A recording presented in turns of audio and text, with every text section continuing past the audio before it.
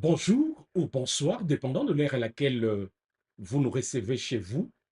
C'est votre frère Narcisse le psy, responsable de US Smart Trainings, qui est un cabinet conseil basé ici aux États-Unis et précisément à Denver. Nous sommes vraiment heureux de vous retrouver pour un nouvel épisode de notre magazine de psychologie appliquée. Euh, Aujourd'hui, nous allons parler d'un phénomène silencieux, presque invisible, un phénomène qui détruit beaucoup plus de couples que les disputes, plus que les crises, et parfois même plus que l'infidélité. Un phénomène que peu de gens reconnaissent, mais que beaucoup de couples vivent sans le savoir. Mais le plus inquiétant, c'est que certains y restent pendant des années en pensant que c'est normal. Ils croient même que c'est ça la vie de couple après quelques années de mariage. Alors qu'en réalité, ils ont simplement glissé, sans s'en rendre compte, dans ce que la psychologie des couples appelle l'effet plateau dans le mariage. Dès lors, une question essentielle s'impose. Comment savoir si votre couple est déjà entré ou pas dans cette phase de plateau affectif? Et surtout, comment en sortir avant que l'amour ne s'éteigne complètement? C'est exactement ce que nous allons découvrir ensemble dans la suite de cette émission. C'est pourquoi nous vous invitons à rester connectés, à rester ensemble avec nous pour ne rien manquer. Mais avant d'aller plus loin, chers amis, prenez un instant pour liker, vous abonner et partager cette vidéo parce que c'est grâce à votre soutien que nous avons l'énergie nécessaire pour continuer. Merci d'avance pour votre précieux appui. Alors, qu'est-ce qu'est l'effet plateau dans le mariage? Pour bien comprendre cette notion, commençons par une vérité simple mais souvent ignorée. Sachez que dans la majorité des couples, le problème n'est pas l'absence d'amour, mais l'absence d'entretien de cet amour. L'effet plateau, c'est ces moments dans la relation où l'amour n'est pas mort, mais il ne grandit plus. Il ne s'éteint pas, mais il ne progresse pas non plus. C'est précisément cette zone silencieuse et trompeuse où l'on ne se dispute presque plus. Mais non pas parce que tout va bien, mais parce que pour préserver un faux calme, pour préserver un semblant de paix dans le couple, les gens choisissent de ne plus aborder certaines conversations essentielles pour la survie de leur vie de couple. C'est aussi cette zone où l'on continue de vivre physiquement ensemble, sous un même toit, dans une même maison, mais où l'on s'est déjà éloigné émotionnellement. C'est une zone où l'on partage le même espace physique sans pour autant partager réellement la même vie intérieure. C'est cette zone où l'on devient presque comme des colocataires affectifs, ce qu'on appelle en anglais roommate. On vit ensemble, mais chacun gère sa vie, ses projets et son monde intérieur. Mais pourquoi ceci survient-il souvent dans la vie de couple? Pour répondre à cette question, il faut d'abord comprendre que l'amour commence naturellement. Au début de toute relation, tout est spontané. Rien n'est forcé. Tout couple vit dans une spontanéité telle que tout coule comme l'eau de source. Mais avec le temps, la routine s'installe. Et cette émotion qui était au départ spontanée s'affaiblit. C'est tout à fait normal. Mais pour que cet amour puisse continuer, il faut le choisir. il faut l'entretenir par des gestes, par de paroles et du temps volontaire offert. Et c'est précisément à ce niveau que beaucoup de couples faillissent et se perdent, non pas par manque d'amour, mais par manque d'attention, par manque d'intention. Car l'amour, comme vous le savez, n'est pas un sentiment qu'on laisse vivre seul. C'est une énergie qui doit être nourrie chaque jour, chers amis.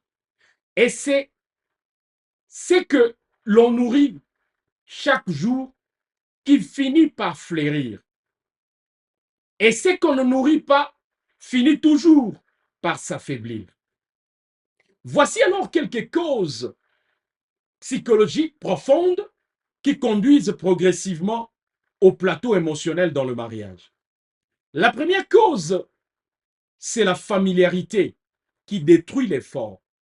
Je répète, la familiarité qui détruit l'effort, ou carrément ce que nous appelons en psychologie des couples l'illusion de l'amour acquis ou conquis. Il faut savoir que la familiarité en soi n'est pas un problème. Elle devient toxique lorsqu'elle étouffe l'effort mutuel nécessaire à l'entretien de l'amour et de la connexion. Par exemple, avec le temps, on devient tellement habitué, on devient tellement familier à la présence de l'autre dans le couple que l'on oublie que l'amour a besoin d'être choisi et entretenu chaque jour. On oublie que l'autre a toujours besoin d'être valorisé, rassuré, regardé, apprécié et chouchouté. Cette familiarité installe alors dans le couple une illusion silencieuse mais très dangereuse qui amène le gens aveuglement à croire que l'autre sera toujours là, quoi qu'il arrive.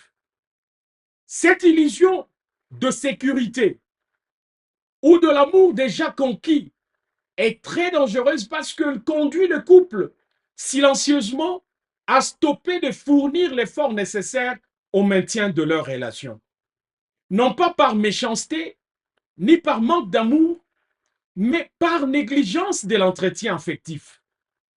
C'est ce qui crée, lentement mais sûrement, la distance émotionnelle. C'est ce qui crée l'usure ou l'affaiblissement du lien. C'est ce qui crée parfois la froideur silencieuse du lien dans la plupart des couples. La deuxième cause, c'est l'absence des petites attentions quotidiennes. Sachez que l'amour s'affaiblit rarement à cause des grands chocs. Il s'affaiblit bien plus souvent par l'absence de petits gestes qui nourrissent et entretiennent le lien. Par exemple, les merci, les je t'aime, le je pense à toi, le regard bienveillant et tous ces petits gestes simples que vous savez que votre conjoint apprécie profondément, lorsque ceux-ci disparaissent, le lien aussi commence lentement à perdre sa chaleur et la relation devient tiède. Et un amour tiède est souvent un amour en danger. Retenez-le. La troisième cause, c'est l'autopilote émotionnel et la routine non nourrie. Ici, sachez que c'est le moment où le couple glisse doucement dans la routine. Ce sont les mêmes journées, les mêmes gestes, les mêmes conversations fonctionnelles qui se répètent encore et encore. Par exemple, qui va chercher les enfants à l'école? On mange quoi ce soir? As-tu payé la facture? On n'est plus ensemble par engagement, mais par habitude. Et les cerveaux adorent ce genre de choses. Les cerveaux adorent et aiment les automatismes. Il aime ce qui se répète. Et il va encourager cela, chers amis, sachez-le, pour économiser son énergie.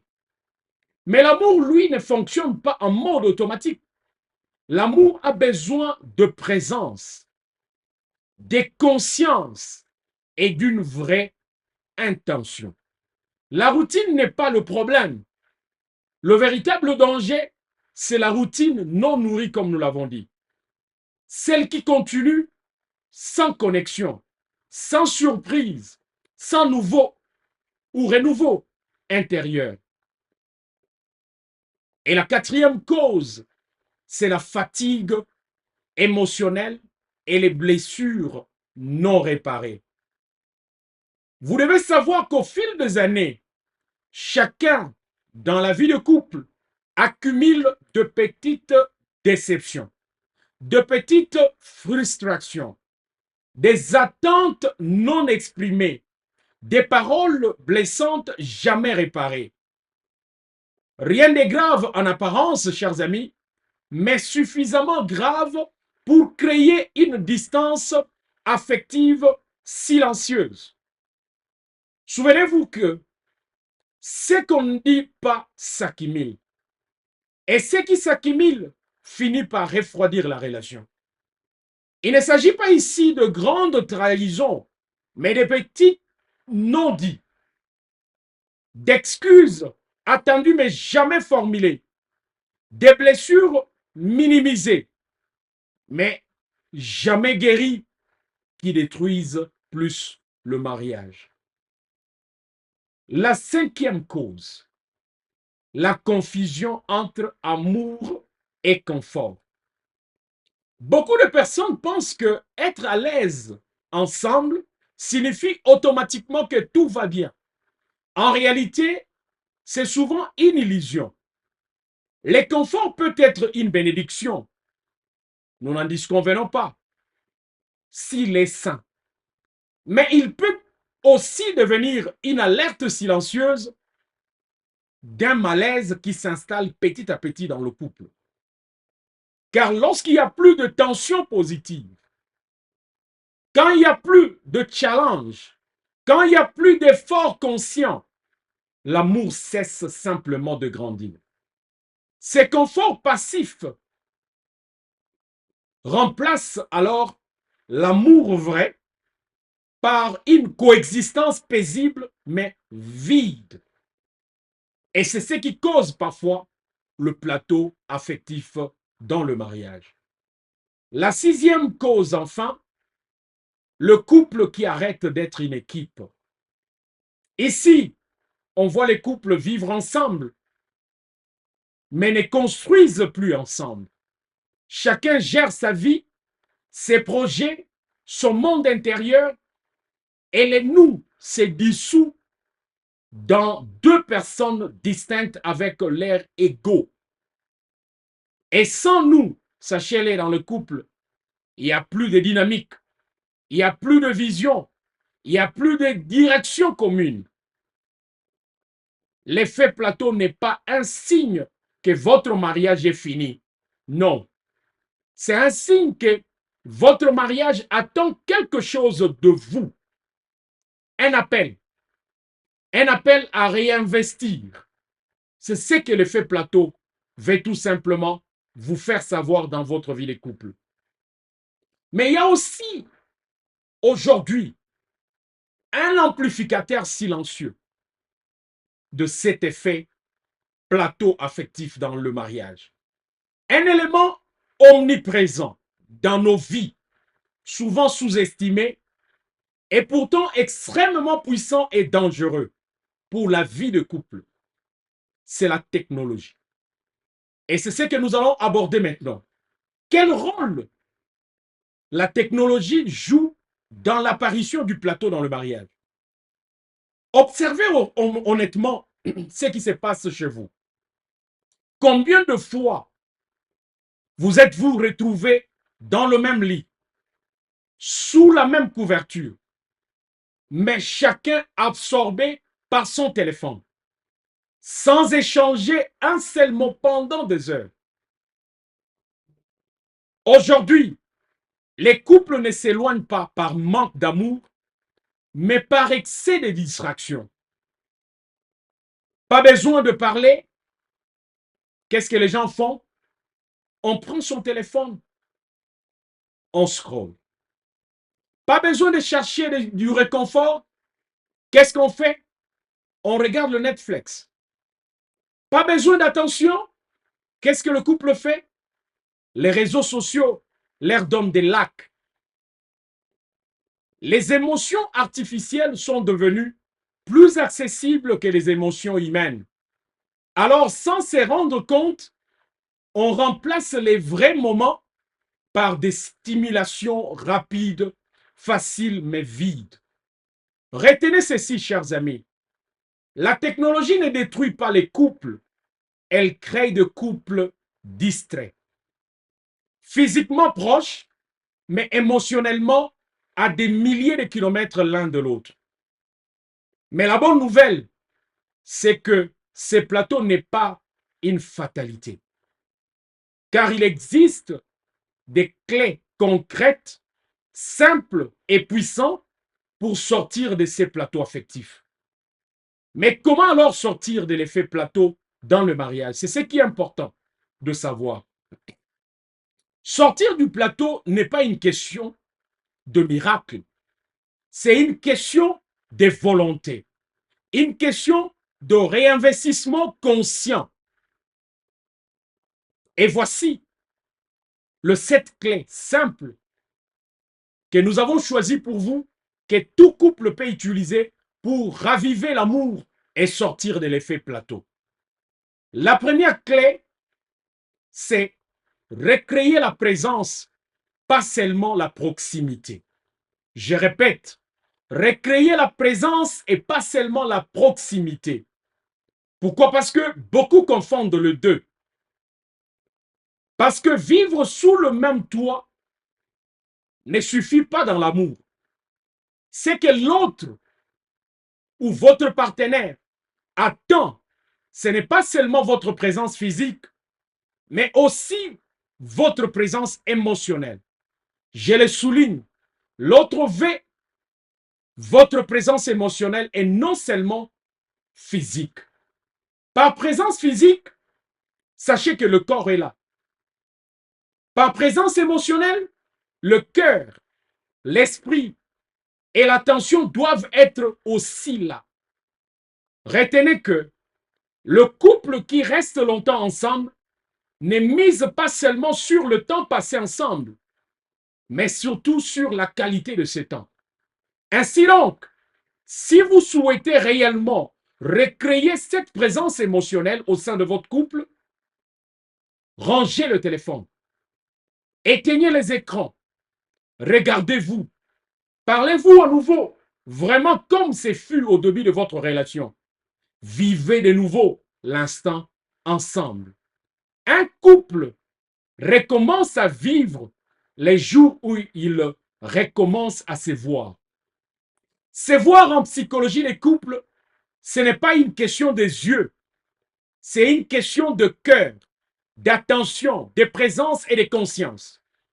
C'est remarquer l'autre à nouveau, ses besoins, ses émotions, ses faiblesses, ses efforts. Le jour où deux personnes reprennent ces réflexes, celui de se voir, les relations recommencent à respirer. C'est cela notre première clé pour sortir du plateau. Car l'amour ne meurt pas d'un manque de sentiments, il meurt d'un manque d'attention. La deuxième clé, réapprendre à se parler et à s'écouter. La communication n'est pas seulement dire les choses, c'est dire les choses sans jugement, sans accusation, sans reproche déguisé. Et surtout, c'est écouter pour comprendre, pas pour répondre. Je répète, c'est écouter pour comprendre l'autre, pas écouter pour répondre. Vous seriez surpris, chers amis, de voir à quel point la plupart des tensions disparaissent quand on apprend à écouter ce que l'autre ressent dans le couple. Pas seulement ce qu'il dit. Beaucoup de conflits dans un couple ne viennent pas de ce qui est dit, mais de ce qui reste tu. C'est-à-dire de ce qu'on ne dit pas ouvertement. Lorsque nous apprenons à entendre les émotions derrière les mots, lorsque nous apprenons à comprendre ce qui n'est pas exprimé par les mots, la majorité des tensions s'apaisent naturellement et les couples recommencent à vivre de nouveau. La troisième clé, ramener la curiosité dans la relation. La curiosité est le carburant de la connexion. Recommencer à demander à nouveau à l'autre comment tu te sens vraiment aujourd'hui. En quoi ta journée t'a été profitable aujourd'hui? Qu'est-ce qui t'est arrivé aujourd'hui? Qu'est-ce qui te passionne en ces moments? On creuse un peu dans l'intimité de l'autre par des questions sensationnelles, attirantes, mais qui installent la curiosité. La curiosité réveille la connexion, chers amis. Parce que quand vous devenez ou vous redevenez curieux de l'autre, de ce qu'il pense, de ce qu'il ressent, de ce qu'il vit, la personne concernée redevient naturellement intéressante à vos yeux. Et lorsque cette redécouverte s'installe, la relation reprend vie. Le dialogue revient, la complicité renaît et les couples recommencent à respirer comme s'il retrouvait son rythme naturel. La quatrième clé, réintroduire l'effort par les excuses. L'amour, ça s'éprouve. Les preuves d'amour ne sont jamais compliquées. Elles sont juste négligées. Un message, un geste simple, une attention, un compliment, un regard doux, une marque de gratitude. Ce sont donc de petits gestes, ce sont ces petites preuves d'amour qui rallument la flamme, pas de grands discours. Cinquième clé, reconstruire les nous avec de petits projets. Retenez ceci, quand un couple ne construit plus ensemble, il se consume. Il vous faut recréer une dynamique de projet d'ensemble. Même modeste, il faut reprendre à faire certaines activités ensemble, à deux, dans le couple. C'est fixer des objectifs communs. Pensez à un plan financier, à une aventure hebdomadaire. Pensez à quelque chose que vous faites uniquement ensemble et qui vous lie solidement. C'est prouvé scientifiquement, le cerveau associe souvent la collaboration à la connexion. Lorsqu'on fait des activités ensemble, sans s'en rendre compte, on alimente la connectivité dans le couple. Sixième clé, réparer le passé sans revenir constamment sur ce qui a été déjà fixé. C'est l'erreur que beaucoup commettent. Les blessures non traitées, sachez-le qu'elles créent des distances invisibles. Mais faire tourner la même conversation douloureuse ne guérit rien non plus. On ne guérit pas en revenant sur les mêmes histoires. On ne guérit pas en répétant le même dispute, mais on guérit en créant un espace de vérité, puis en agissant. Il faut par moment, après avoir parlé de ce qui vous rongeait le cœur, savoir tourner définitivement la page. Non pas pour effacer le passé, mais pour éviter à ce que le passé continue à gouverner ou à diriger votre présent. Pour guérir complètement de ces blessures affectives ou affectives, ce dont votre couple a réellement besoin, ce n'est pas d'interminables discussions, mais d'un espace d'écoute sincère, d'un cadre sécurisant de vérité et surtout d'un engagement commun à changer le comportement. Car parfois, une seule vraie conversation profonde et honnête vaut mieux que 10 thérapies superficielles. Septième clé, enfin, c'est remettre du soleil. Volontairement, je le souligne. Un couple n'a pas besoin de drames spectaculaires pour s'éteindre. Il n'est pas nécessaire qu'il y ait l'infidélité, la trahison ou conflit permanent pour que l'amour s'affaiblisse. Parfois, il suffit simplement de cesser d'être intentionnel, de ne plus faire d'efforts conscients, de ne plus choisir l'autre chaque jour, de ne plus nourrir la relation par des gestes, de paroles et des attentions délibérées pour que l'amour s'affaiblisse dans le couple. L'humour, la complicité et la douceur, on les considère parfois comme de simples détails. Mais en réalité, ce sont des vitamines invisibles essentielles à la vitalité, à la solidité et à la lumière du couple. L'humour, par exemple, est considéré en psychologie des couples comme l'oxygène du mariage. Il désamorce des tensions, casse la lourdeur et rappelle que même dans la tempête, même dans les tempêtes, on peut encore sourire ensemble. Un couple qui rit ensemble, même un peu, est un couple qui rappelle qu'il est une équipe. C'est un couple qui se rappelle que nous ne sommes pas des adversaires, mais nous sommes une équipe. La complicité, elle, est ce fil secret qui relie deux personnes, même quand tout semble aller trop vite autour d'elle. C'est ces regards qu'on échange qui dit tout sans dire un seul mot, sans parler. C'est cette petite habitude qui s'installe, cette blague que seul l'autre comprend. C'est ce sentiment d'être compris sans avoir à se justifier tout le temps. La complicité crée donc un espace unique, crée un sanctuaire où l'on se sent vu, compris et choisi chaque jour.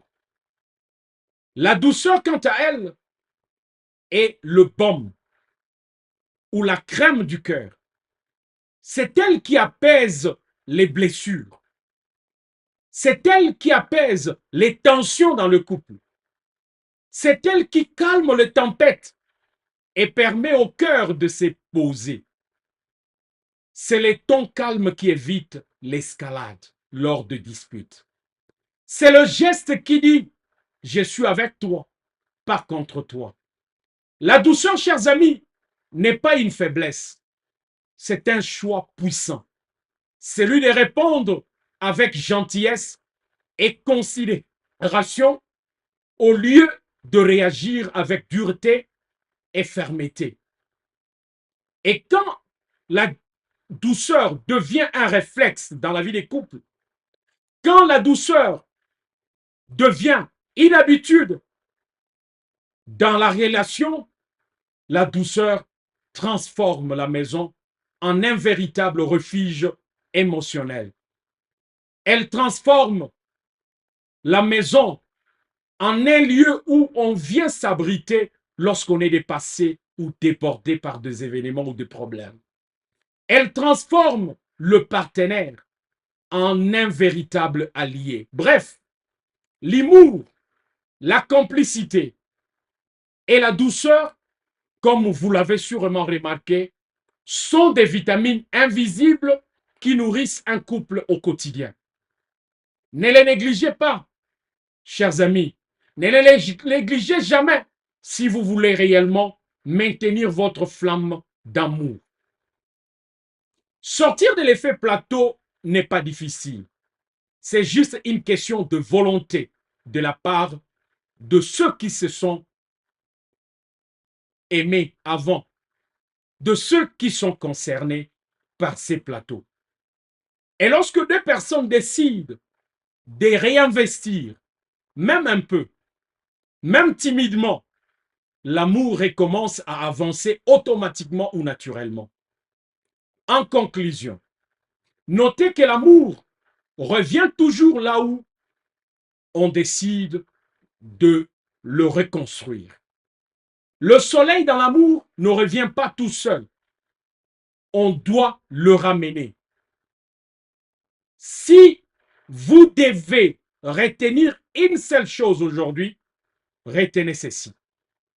Le mariage ne s'écoule ou ne s'écroule pas d'un coup ou du jour au lendemain. Il s'endort doucement et silencieusement dans le petit détail. Il s'endort quand on ne fait plus attention. Il s'endort quand on arrête d'être intentionnel. L'effet plateau, chers amis, n'est pas un signe de fin. C'est un signal d'alarme bienveillant, un rappel que votre amour, un rappel que l'amour ne demande pas la perfection, mais plutôt la participation. Deux personnes qui acceptent de réinvestir, même timidement, même après plusieurs mois de silence ou de distance, peuvent relancer une dynamique d'amour qui semblait perdue. Parce que le secret n'a jamais été d'aimer fort au début, mais d'aimer intentionnellement au milieu. Si vous traversez l'effet plateau, ne culpabilisez pas. Beaucoup de couples passent par là, mais tous n'ont pas le courage d'y faire face. Vous venez de faire le premier pas, celui de comprendre comment ou qu'est-ce qu'est l'effet plateau, celui de comprendre comment l'effet plateau naît, celui de comprendre comment sortir de l'effet plateau. Il reste maintenant le deuxième, celui d'agir. Merci d'avoir suivi cet épisode de Savoir pour réussir. Si ce message vous a parlé, partagez-les à un couple que vous aimez. Parce que parfois, un simple rappel comme celui que nous venons de faire dans le cadre de cette émission peut suffire pour sauver toute une histoire d'amour. Et n'oubliez jamais, l'amour ne meurt pas brutalement. Il s'éteint petit à petit quand on cesse de le nourrir. Mais il renaît dès que on recommence à les cultiver. Merci d'avoir suivi cette réflexion. Abonnez-vous, aimez et partagez et surtout, prenez soin de ceux que vous aimez. À très bientôt dans un nouveau numéro, je voulais dire, et que Dieu bénisse vos familles et vos couples.